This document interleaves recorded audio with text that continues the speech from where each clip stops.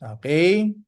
So, by the way, meron din akong pinrovide na drills. Okay? So, more on theories yan. Okay? On IFRS 18.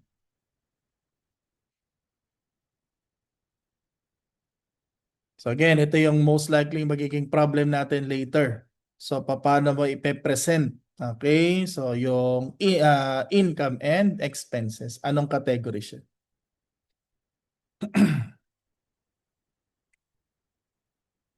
Okay? Then, okay. Siyempre, walang sasagot. Ano? Okay. So, ito na yung answers. Okay. So, yung depreciation, amortization, employee benefits, okay, impairment losses, write down of inventories. Again, as noted earlier, pag pinresent ang expenses by function, saan dapat makita yan? Sa notes. Okay? Pero pwedeng i-present.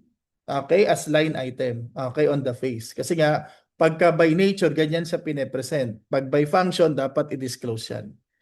Okay? So, yung gain or loss on sale of PPE, fire loss. So hanggang sa number 7. Okay? Hindi yan investing. Hindi rin yan financing. Siyempre, hindi rin income tax yan. Hindi rin naman yan discontinued operations. Kaya saan yan? Operating.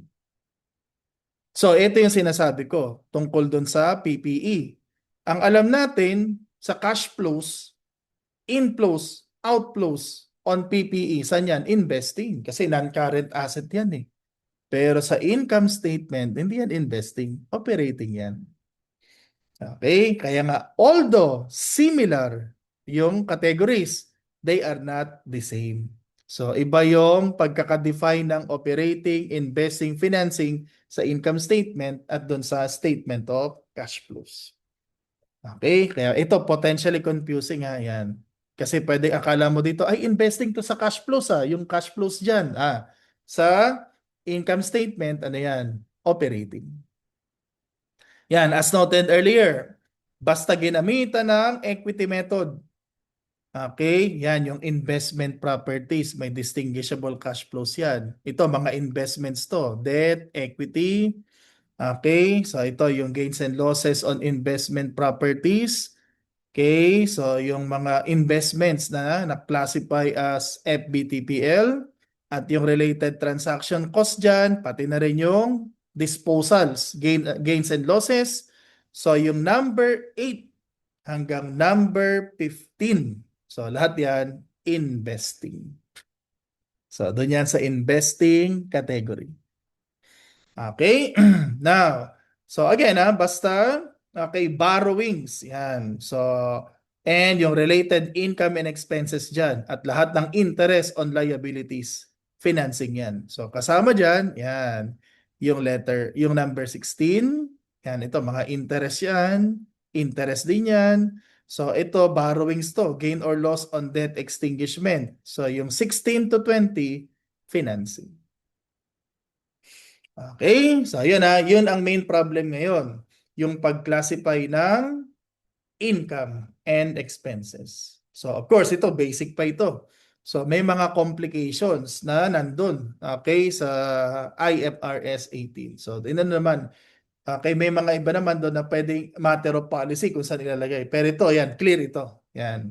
Yung 1 to 20 na yan, walang problem dyan. So clear kung saan siya ipepresent. So clearly yung 1 to 7, operating yan.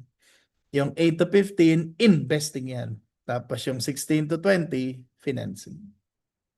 Okay? Now, ito naman ang problem.